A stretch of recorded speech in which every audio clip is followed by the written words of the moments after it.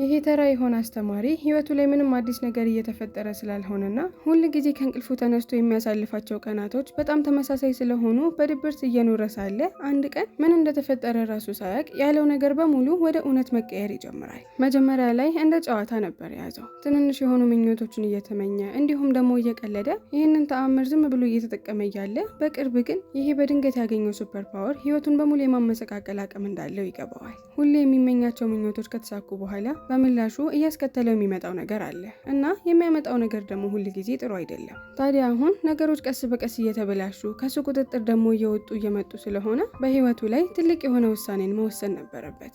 ይህንን ያገኘውን ሱፐር ፓወር ዓለምን ለመርዳት ይጠቀመዋል ወይንስ ደግሞ ይህን ዓለም ድምጥማጡን ለማጥፋት? ታሪኩ የሚጀምረው እንደ አውሮፓውያን አቆጣጠር በ1972 አትላስ ሴንታወር የተባለች አንድ ሮኬት ከመሬት ወደ ጠፈር ስትወረወር ነበር። ዓላማዋ ሶላር ሲስተም ውስጥ በመግባት ተጉዛ እዛ ውስጥ የሚገኝን ኢንቴሊጀንት የሆነን ላይፍ ለማግኘት ከቻሉ ለመሞከር ነበር። በሮኬቱ ውስጥ ታዲያ ወንድና ሴትን የሚያሳይ ትንሽዬ ስዕል፣ ላዩ ላይ ደግሞ ወደ ምድር የሚያመለክት አንድ ስዕል አለ። ላዩም ላይ እኛ እዚህ ነው ያለነው የሚል ጽሑፍ ተጽፎበታል። በጣም ብዙ ዓመታቶች ያልፉና ኒል ክላርክ የሚባልን ሰው እንተዋወቃለን። ኒል አሁን ላይ በጣም ስኬታማ የሆነ ጸሐፊ፣ ያሳተመውን መጽሐፍ ታዋቂ የሆኑለት በብዙ አድናቂዎቹ ተከቦ በዛም ምክንያት ሽልማትን ለማግኘት ችሎ መድረክ ላይ ተሰቅሎ በአንድ ቆንጅዬ ሴት ኢንተርቪው እየተደረገ ነበር።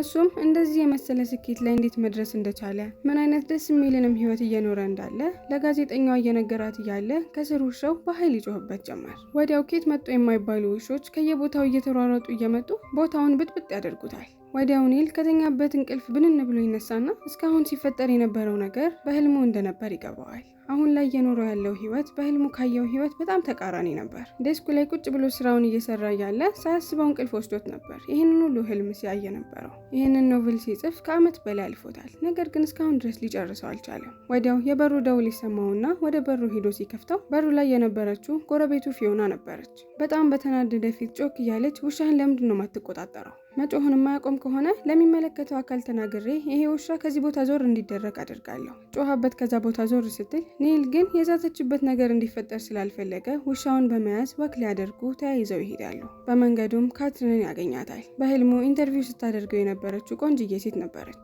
እሱ ከሚኖርበት አፓርትመንት በታችኛው ፍሎር ሲሆን የምትኖረው ስትጽፈው የነበረው ኖቭል የት ደረሰ ስትል ጠየቀችው። ለጠየቀችው ጥያቄ እስካሁን ድረስ አልጨረስኩትም ብሎ ለመመለስ በጣም ይሸማቀቃል። ይህንን ኖቭል መጻፍ ከጀመረ ረጅም ጊዜ ቢያልፈውም ነገር ግን እስካሁን ድረስ ተስፋ ሳይቆርጥ ለመጨረስ እየሞከረ ነው። በውስጡም አንድ ጊዜ ይህንን ኖቭል ጽፌ ልጨርስ እንጂ በጣም ስኬታማ የሆነ ሰው ነው መሆኑ በማለት ያምናል። ነገር ግን ይህንን ህልሙን እውን ለማድረግ ጠንክሮ መስራት እንዲሁም ደግሞ ብዙ ገንዘብን ማጠራቀም አለበት። ለዛም ነበር የትምህርት ቤት አስተማሪ ሆኖ ተቀጥሮ የሚሰራው። ህይወቱ ቀለል ያለና የሚደብር ነበር። ከቀን ሙሉ ውሎ ደስ የሚያሰኘው ብቸኛ ነገር ቢኖር ከቤስት ፍሬንዱ ጋር የሚያሳልፋት ትንሽ ጊዜ ነበረች። ሮኬቱ ታዲያ ስፔስ ላይ ለረጅም ጊዜ ከተጓዘ በኋላ በመጨረሻም ኤሊያኖች የሚኖሩበት አንድ ቦታ ላይ ያርፋል። ከሮኬቱም ጋር የወንድና የሴት እንዲሁም ደግሞ የምድርን መገኛ ቦታ የሚገልጸውን ወረቀት እነሱ እጅ ላይ ነበር የወደቀው። እንደዚህ አይነት ነገር ሲያገኙ የመጀመሪያቸው አልነበረም። ከየፕላኔቱ በየጊዜው የሚላኩ እንደነዚህ አይነት ነገሮችን እየሰበሰቡ ያስቀምጣሉ። ነገር ግን ይሄ እስካሁን ካገኙት ነገር ትንሽ ለየት ስለሚልና ውስጣቸውም ትንሽ ጥርጣሬን ስለፈጠረባቸው ሰዎች የሚኖሩበትን ፕላኔት ወይንም ደግሞ ምድርን በቅርበት እየተከታተሉ እንዴት እንደሚኖሩ ህይወታቸውን ለማጥናት ይወስናሉ። ነገር ግን ያዩት ነገር ደስ አይልም። በእነሱ አስተያየት ከሆነ ሰዎች ማለት ጨምላቆች፣ ጭንቅላታቸው የማይሰራና ብዙም የሚያስገርም ነገር የሌላቸው እንደሆነ ነው። በዚህም ዙሪያ በደንብ አድርገው ከተወያዩበት በኋላ በስተመጨረሻም ግማሾቹ እነዚህ የማይረቡ ሰዎች የሚባሉ ነገር የሚኖሩበትን ምድር ድምስስ ማድረግ አለብን በማለት ይወስናሉ። በዚህ ውሳኔ የተስማሙት ግማሾቹ ብቻ ስለነበሩ የሚኖሩበትን ፕላኔት ከመደምሰሳችን በፊት ለሰዎቹ አንድ እድል መስጠት አለብን። የተሰጣቸውንም የመጨረሻ እድል በመጠቀም ካየነው ነገር የተሻለን ነገር ካሳዩንና ካስገረሙን ከዛ በኋላ ምድር ትደመሰሳለች ወይንስ ደግሞ አትደመሰስም የሚለውን ነገር እንወስናለን። በመጨረሻም ሰብአዊነትን ለመፈተን ይስማማሉ። ወደ ምድር ስንመለስ ካትሪን መጥፎ ቀን እያሳለፈች ነው። እስከዛሬ እያመነች ሙሉ አቅሟንም ሳትሰስት እየሰጠች ስታገለግል የነበረችው ድርጅት አጭበርባሪና ውሸታም የሆነ ድርጅት እንደሆነ ትደርስበታለች።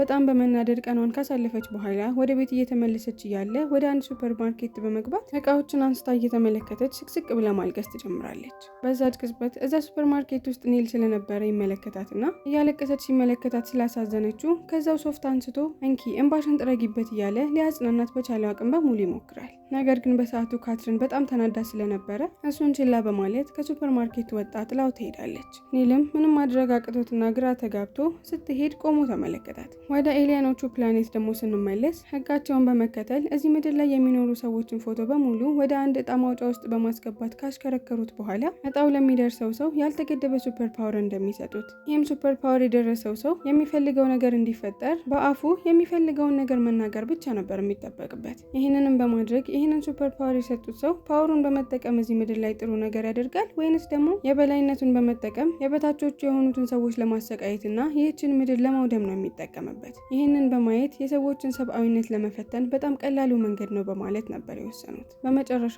እጣው ወጥቶ ሲያልቅ እድለኛው ሰው ኒል ነበር። አንድ ቀን ታዲያ ኒል ሳይክሉን እየነዳ በአስፋልት እየሄደ እያለ የሆነ ነገር ያደናቅፈውና መሬት ላይ ይወድቃል። በዛች ቅጽበት ነበር ኤሊያኖቹ ከሚኖሩበት ፕላኔት ሱፐር ፓወሩ ወደ ሰውነቱ የገባው። በዚህ ጊዜ ግን ወደ ሰውነቱ ስለገባው ሱፐር ፓወር ኒል የሚያውቀው ነገር አልነበረም። በተመሳሳይ ሰዓት ደግሞ ካትሪን ሮዚ ከምትባለው ቤስት ፍሬንዷ ጋር ካፌ ውስጥ ሆነው ብስጭት ብላ የት ገባሽ የት ወጣሽ እያለ መፈናፈኛ ሲያሳጣት ስለነበረው ኤክስ ፍቅረኛዋ ትነግራታለች። ቤስት ፍሬንዷም እና ኤክስሽ እንደዚህ ካማረረች ለምን ለኒል ቻንስ አትሰጪውም? ካትሪንም ኒል በጣም ጥሩ ሰው ነው፣ ነገር ግን ታይፒ አይደለም ምን ላደርግ ስትል መለሰችላት። በቀጣይ ቀን ኒል እየተጣደፈ ሳይክሉን ተሸክሞ ወደ ትምህርት ቤቱ እየደረሰ ነበር። ቀኑ ገና ከጠዋቱ ነበር መበላሸት የጀመረው። ቦስም ገና በር ላይ እንዳገኘው ዛሬም አረፈድክ አይደል እያለ ይጮህበት ጀመር። እዚህ ትምህርት ቤት ውስጥ ካሉ ነገሮች በሙሉ ጥቅም እንዳንተ የሌለው የለም። አንተን የሚተካ ባለማግኘቴ ነው እንጂ ባገኝ ኖሮ ከዚህ ትምህርት ቤት አንተን ለማባረር ምንም አይነት ጊዜ አይፈጅብኝም ነበር በማለት ነገረው። ኒል ይህንን እንደሰማ ልቡ እየተሰበረ ወደሚያስተምርበት ክላስ እየሄደ እያለ በመስታወቱ ወደ ውስጥ ሲመለከት ውስጥ ያሉት ተማሪዎች ያለ ቁጥጥር እያበዱ እየተደባደቡ ተመለከታቸው። እሱም ወደ ውስጥ ገብቶ ተማሪዎቹ የሚያደርጉትን መጥፎ ነገር ከማስቆም ይልቅ ከበሩ አጠገብ ያለውን ግድግዳ ተደግፎ ተረጋግቶ ጋዜጣውን ያነባል። በረፍት ሰዓት ደግሞ ቤስት ፍሬንዱ ሬይ ወደ አንዲት ሴት በመሄድ ዛሬ ማታ አራት ለምን አብረን አንበላም በማለት ጥያቄውን ሲያቀርብላት እሷ ግን አጠገቧ ጭራሽ እንደማይታይ ሰው አድርጋ ነበር ችላ ያለችው። የተሰበረ ልቡን ይዞ ከቤስት ፍሬንዱ ጋር ቁጭ ብለው ምሳ እየበሉ እያለ ለኔል አሁን ላይ ማሳካት የምትችለው ምንም አይነት ነገር ቢኖር ምን ትመኝ ነበር በማለት ይጠይቀዋል። ኔልም የሚያስተምራቸው ልጆች በጣም ሲያበሳጩት ስለነበረ ዳይኖሰሮች መጥተው ክላሴ እንደመጥማጡን ቢያጠፉት ደስ ይለኛል፣ እሱን ነው የምመኘው በማለት ለጓደኛው መለሰለት። ወዲያው ያሉበት ቢልዲንግ መንቀጥቀጥ እንዲሁም ደግሞ የሚያስፈሩ ድምጾች ይሰሙት ጀመር። እየሮጠ ወደ ቦታው በመገኘት ምን ተፈጥሮ ነው ብሎ ቼክ ሲያደርግ ትምህርት ቤቱ አታክ ተደርጎ ነበር። ነገር ግን በተሰነዘረው ጥቃት ጉዳት የደረሰበትና የተደመሰሰው እሱ የሚያስተምርበት ክፍል ብቻ ነበር። በተፈጠረው ነገር ግራ እየተጋባ ወደ ቤቱ ይገባል። ወደ ውስጥ ሲመለከት ውሻው በየቦታው ካካውን ጥሎ ተመለከተው። ኔል ባየው ነገር በጣም በመናደድ ውሻው ላይ እኔ ፓወር ቢኖረኝ እንደዚህ በየቦታው የምትጥላቸው ካካዎች እየተነሱ ራሳቸውን እንዲያጸዱ ነበር ማደርገው። ልክ የፈለገውን ነገር ተናግሮ እንደጨረሰ መሬት ላይ የነበሩት ካካዎች እግር ያበቅሉና እየተራመዱ ወደ ሽንት ቤት ውስጥ በመግባት የሽንት ቤቱንም ውሃ ማፍሰሻ በመጫን ጥርግርግ ብለው ከዛ ቦታ ይጠፋሉ። ኒል በዚህ ጊዜ በሚመለከተው ነገር በጣም ግራ እየተጋባ ይመጣል። ጨርቄን ጥዬ እያበድኩ ነው ወይንስ ደግሞ የማየው ነገር የእውነት እየተፈጠረ ነው? ይህንንም ለማረጋገጥ በፍጥነት መጠጡን ያነሳና ብርጭቆ ውስጥ በመቅዳት ጥጥት ያደርገዋል። የቀረውን ግማሹን መጠጥ ደግሞ በብርጭቆ ውስጥ ይቀዳውና ተመልሰ ወደ መጠጡ ጠርሙስ ግባ ብሎ ሲያዘው መጠጡ እየበረረ ወደ ጠርሙሱ ይገባል። አሁን ላይ የተናገረው ነገር በሙሉ ወደ ፈለገው ነገር እንደሚቀየር ገብቶታል። ወዲያው መጠጡን ወደ ውድ ብራንድ እንዲቀየር ሲያዘው አይኑ እያየ ወደሚፈልገው አይነት ብራንድ ተቀየረለት። ነገር ግን በድንገት የዊስኪው ጠርሙስ እየዘለለ ከቤቱ ይወጣና ኔልም ከውሻው ጋር ሆኖ የዊስኪውን ጠርሙስ እየተከተሉት በመጨረሻም ወደ አንድ መጠጥ መሸጫ ሱቅ ይደርሳሉ። ጠርሙሱ የሱቁን መስታወት ሰብሮት ወደ ውስጥ ይገባል። ወዲያው የሌባ ገባ ጩኸት አካባቢውን ሲያናውጠው ኔልም ከውሻው ጋር ሆኖ ለማምለጥ ሲሯሯጡ ከፊታቸው ፖሊስ ያገኛቸውና ኔልን ሲይዘው ውሻውም ከፖሊሱ ኋላ ሆኖ ይነክሰውና ኒልን እንዲያመልጥ ይረዳዋል። ሁለቱም ወደ አንድ ቁጥቋጦ ውስጥ በመግባት ይደበቃሉ።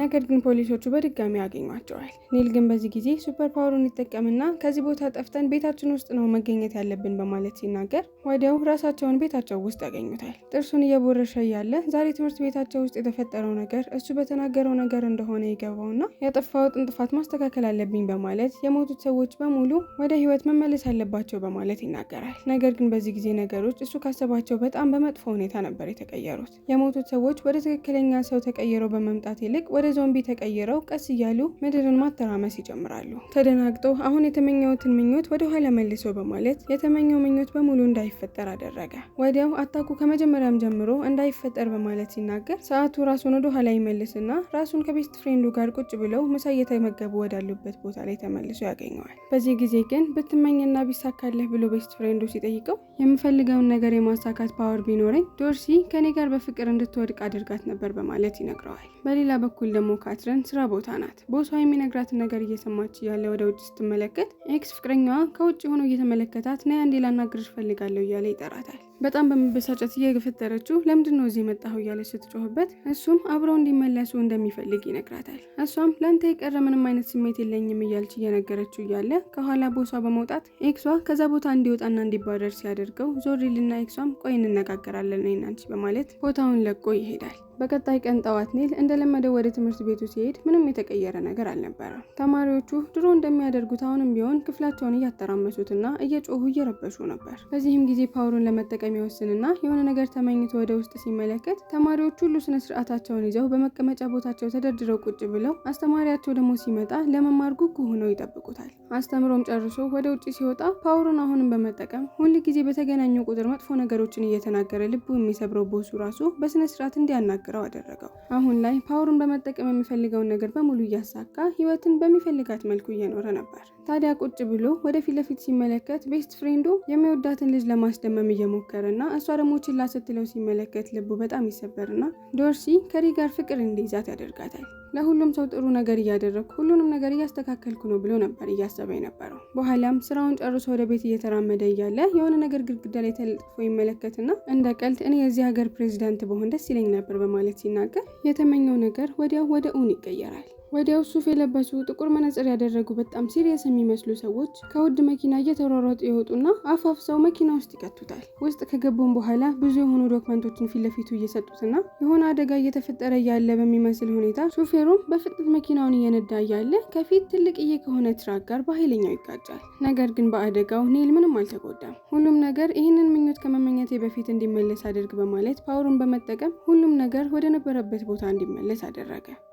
ያን ቀን ማታ እሱ ከሚኖርበት አፓርትመንት ከታች የምትኖረውን ካትሪን ለማየት ይፈልጋል። ስለዚህ ፓወሩን ሲጠቀም እሱና ካትሪንን የሚለየው ፍሎር ይነሳና ወደ ታች ሲመለከት ካትሪን ልብስ እየተኮሰች እያለ ያገኛታል። ልክ ቀና ስትል ኔል ከላይ ሆኖ እየተመለከታት እያለ ስትመለከተው በጣም ትደነግጥና ስትጮህ እሱም ይደነግጥና ሁሉም ነገር ወደ ቦታው እንዲመለስ ይናገራል። በቀጣይ ህይወቱ ላይ እየተፈጠሩ ያሉትን ነገሮች በሙሉ ሚስጥር አድርጎ መያዝ ስለከበደው ለቤስት ፍሬንዱ ለመናገር ይወስንና ከሱ ጋር ብቻቸውን የሚሆኑበትን ቦታ ስለፈለገ ክፍል ውስጥ ካስገባው በኋላ የምናገረውን ነገር በሙሉ ወደ እውነታ የመቀየር ፓወር አለኝ። ጓደኛውም እንዲያምነው እዛ ላብራቶሪ ውስጥ የነበረውን አንድ አጥንት እንዲናገርና እንዲንቀሳቀስ ማድረግ ይጀምራል። አላምነህም ባክህ ህፃን ነው እንደሚመስልህ። እሺ የእውነት ያልከው ፓወር ካለ ይህን ክፍል ግድግዳ በሙሉ በአበባ ሙላው እስኪ በማለት ሲነግረው ኔል ወዲያው ላብራቶሪ ክፍል በሙሉ አበባ በአበባ እንዲሞላ ያደርገዋል። ሬይ ባየው ነገር በጣም ቢደናገጥም ነገር ግን ቤስት ፍሬንዱን ሙሉ ለሙሉ ለማመን ውስጡ እሺ አላለውም ነበር። ወዲያው የትምህርት ቤቱ ዳይሬክተር በሩን በርግዶ ይገባና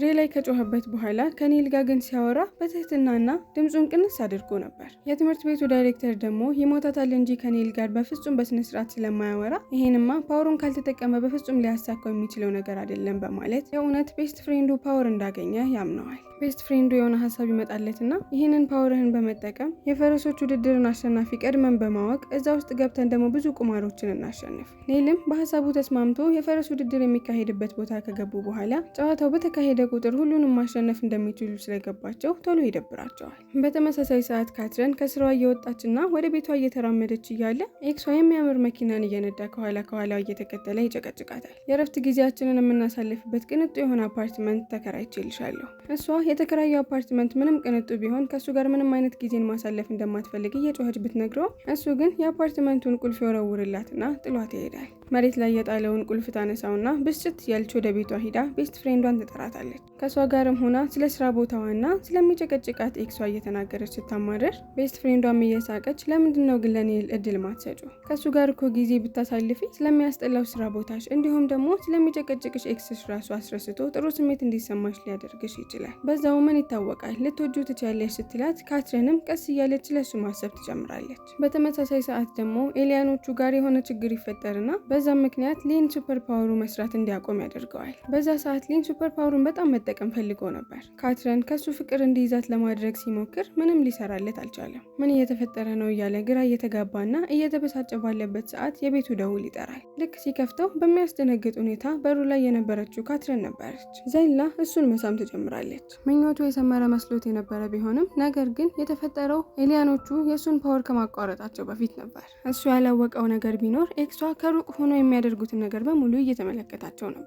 ከትንሽ ቆይታዎች በኋላ ኤሊያኖች ጋር ተፈጥሮ የነበረውን ችግር በማስተካከል እሱም ጋር ፓወሩ እንዲመለስ ያደርጉታል። ከእንቅልፉ ሲነሳ ወደ ስራ ሄጃለሁ እሺ ብላ ካትረን በወረቀት ላይ ጽፋ አስቀምጣለት ነበር። ይህንን ሲያይ በጣም ይደሰታል። በመስኮት ወደ ውጭ ሲመለከት እየዘነበ ነበር። ነገር ግን ደስተኛ ስለነበረ ከተማዋን በሙሉ ፀሐይ አብራላት በማለት ይናገራል። ትምህርት ቤት ውስጥ ደግሞ ነገሮች እየተባባሱ ነው። ሬይ በትምህርት ቤቱ እየተዘዋወረ እያለና በሆነ በር ወደ ውስጥ ሲመለከት ዴርሲ ለእሱ ያላት ፍቅር በጣም ከመጨመሩ የተነሳና ወደ ሌላ ከባድ ነገር ከመቀየሩ የተነሳ ፎቶውን በመስቀል ላዩ ላይ ደግሞ ዲኮሮችን በማድረግ ተማሪዎቹም ልክ እሱ ሲገባ እየሰገዱለት ያመልኩት ጀመር። ነገሮች ከቁጥጥር ውጭ እየወጡ ነው። ቤት ውስጥ ኔል ረጋ ብሎ ቁርሱን እየተመገበ ያለ ውሻው ያለማቆም ይጮህ ጀመር። በዚህ ጊዜ ኔል ይበሳጭና ፓወሩን በመጠቀም ውሻው የትክክለኛ ሰዎችን ቋንቋ ተጠቅሞ እየተናገረ የሚፈልገውን ነገር እንዲገልጽ እንዲችል ያደርገዋል። አሁን ላይ ውሻው እንደ ሰዎች ማውራት ይችላል። ከኔልም ጋር ስለተለያዩ ነገሮች እያወሩ ያለ የበሩ ደውል ይጠራል። አሁን ዝም በል እሺ፣ ምንም አይነት ነገር እንዳትናገር ብሎ ለውሻው ነግሮት ልክ ወደ ውጭ ሄዶ በሩን ሲከፍተው የመጣችው ካትረን ነበረች። እሷም ወደ ውስጥ እንደገባች ማታ ስለተፈጠረው ነገር በጣም ይቅርታ፣ አሁን ወደ አንተ ቤት አመጣጤ እየወደድኩህ እንደሆነ ልነግርህና ከአንተ ጋር ብዙ ጊዜ ለማሳለፍ ፈልጋለሁ። ስለዚህ በድጋሚ መች እንገናኝ እያሉ እያወሩ እያለ በሰዓቱ ኔል ሁሉም ነገር እሱ በሚፈልገው መልኩ ነበር እየሄደለት የነበረው። ከውስጥ ሆኖ ውሻው ብዙ ነገር እየለፈለፈና እየጮኸ እያለ ካትረን ነገሩን በማይሆን መልኩ ትረዳዋለች። ለምንድን ነው ቆይ አንተ ግራ የምታጋባኝ? ሳይ ሲጀመር ሴት የምትወድ አይመስለኝም በማለት ተናዳ በሩን ከፍታ ትወጣለች። ከኋላዋ እየተከተለ ነገሮችን በሙሉ እሷ እንደምታስበው እንዳልሆነ ለማስረዳት ቢፈልግም ነገር ግን እሷ ጥላው ሄዳለች። ፓወሩን በመጠቀም ካለበት ቦታ ቴሌፖርት አድርጎ እሷ ወደምትገኝበት ቦታ ሂዶ አግኝቷት ህይወቱ ላይ እየተፈጠሩ ስላሉት ነገሮች በሙሉ ለማስረዳት ወሰነ። ነገር ግን ነገሮች በድጋሚ ይበላሻሉ።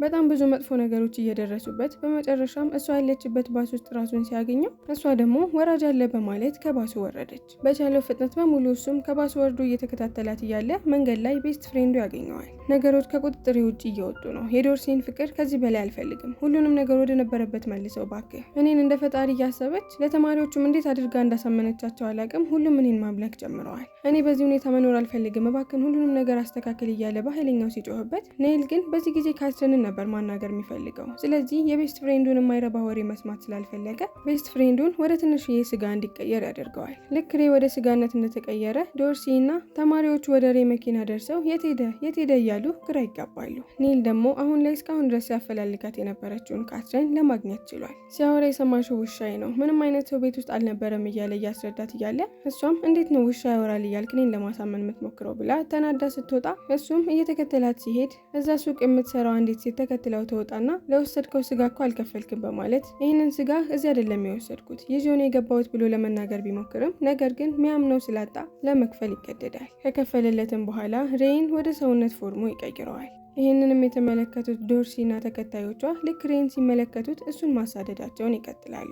ኤሊያኖቹ ስፔስ ላይ ሆነው ምድር ላይ የሚፈጠረውን ነገር በሙሉ በስክሪን እየተመለከቱ ነው። ይህንን የመሰለ ትልቅ ፓወር ለኔል አይነቱ ሰው መስጠት በጣም ትልቅ ጥፋት ነው ያጠፋ ነው። ያን ቀን ከሰዓት ታዲያ ካትረን ወደ ቤቷ ገራማን ብላ ስትመለስ ኤክሷ ደግሞ ቤቷን ሰብሮ ወደ ውስጥ በመግባት ቁጭ ብሎ ታገኘዋለች። በጣም በመደናገጥ በሯን ቶሎ ብላ ተቆልፈውና ወደ ኔል ቤት ትሄዳለች። ኔልም ምንም ሳያንገራግር ወደ ቤቱ እንድትገባ ይፈቅድላትና ነገሮችን ለማስተካከል እየሞከረ ለውሻውም እንደ ሰው መናገር አቁመ እንደ ውሻ አክት አድርግ በማለት ትዕዛዙን ያስተላልፍለታል። እራትም እያቀራረበ ለካትረን ስለ ሁሉም ነገር ለመናገር አሁን ትክክለኛ ሰዓት ነው ብሎ ያስባል። የምናገረውን ነገር በሙሉ ወደ ትክክለኛ ነገር መቀየር እችላለሁ፣ ሱፐር ፓወር አለኝ ብሎ ሲነግራት፣ ነገር ግን ካትረን እሱን በማመን ፋንታ ከት ብላ ትስቅና ጨርቁን ጥሎ እያበደ እያለ ነበር ይመሰላት። ጭንቅላትህ ልክ ካልሆነና እያበድክ ከሆነ ችግር የለውም፣ ይልቅ ከኔ ጋር ግልጽ ሆንና ልረዳህ እችላለሁ በማለት ስትነግረው እሱም ገና ልክ አሳምኗት ሳይጨርስ ኤክሷ የኔልን መስኮት ሰብሮ ወደ ውስጥ ይገባል። ሽጉጡንም አውጥቶ ግንባሩ ላይ ሲደቅንበት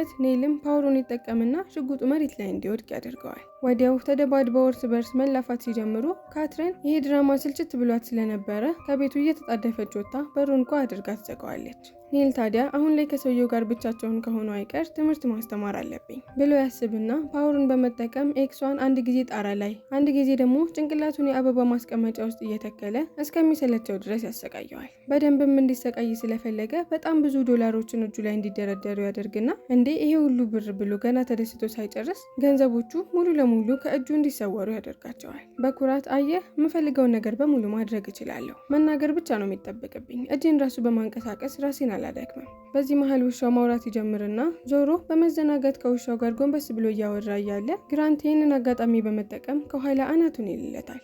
ራሱን ከሳተበት ሲነቃ እሱም ውሻውም ጥፍር ተደርገው ታስረው ነበር። እንድታሳካልኝ የምፈልጋቸውን ነገሮች ጽፌ አስቀምጫለሁ፣ እነሱን ጮክ ብለህ ታነባለህ፣ ካለበለዚያ ግን በዚህ ሽጉጥ አንድ ጊዜ ተኩሼ ውሻህን ነው የምገልልህ በማለት ያስፈራረዋል። በዚህ ጊዜ ኔል ምንም አይነት አማራጭ ስላልታየው እሺ በማለት ይስማማል። የመጀመሪያ ምኞቱ የነበረው የኢንግላንድ የሆኑ ሰዎች በሙሉ ትልቅ ጆሮና የዳክዬ እግር ይኖራቸው የሚል ነበር። በዚህም መልኩ ኔል የፈለገው ነገር እንዲሳካ ያደርግለታል። በኋላ ላይ ካትሪን ወደ ኔል አፓርትመንት እየሮጠች በምትመለስበት ጊዜና ቤቱ ትርምስምስ ወጥቶ ስትመለከት መደናገጥ ትጀምራለች። ቀስ እያለች ቤቱን ስትመለከት ቁምሳጥን ውስጥ ደግሞ ሬይ ተደብቆ ታገኘዋለች። እሱም ዶርቲና ተከታዮቿ እሱ ፈጣሪ ነው ብለው እንዴት እንደሚያስቡና እያመለኩኝ ነው ከነሱን የተደበቁት በማለት ስለ ሁኔታው ያስረዳታል። በዚህ ጊዜ ነበር ካትሪን እስካሁን ድረስ ኔል ሲላት የነበረው ነገር እውነት እንደነበርና እሱም ቢሆን አሁን ላይ አደጋ ውስጥ እንዳለ ስለተሰማት ቶሎ ብላ እሱን ለማዳን ኤክሷ ተከራይቼልሻለሁ ወዳላት ቅንጡ አፓርትመንት ለመሄድ የሰጣትን ቁልፍ ይዛ እየሮጠች ትሄዳለች። ነገር ግን ልክ ከራሳቸው አፓርትመንት ወደ ውጭ እንደወጡ ነበር ሬይ ፈጣሪ ነው ብለው የሚያምኑት ተከታዮቹ በሙሉ ከኋላው ያሯሩጡት የጀመሩት። ያላቸውን ፍጥነት በሙሉ ተጠቅመው እየሮጡ ከባድ ቢሆንም ነገር ግን ከሚያሳድዷቸው ሰዎች ለማምለጥ ቻሉ። በመጨረሻም መድረስ ወደሚፈልጉበት ትልቅ የሆነ አፓርትመንት ይደርሳሉ።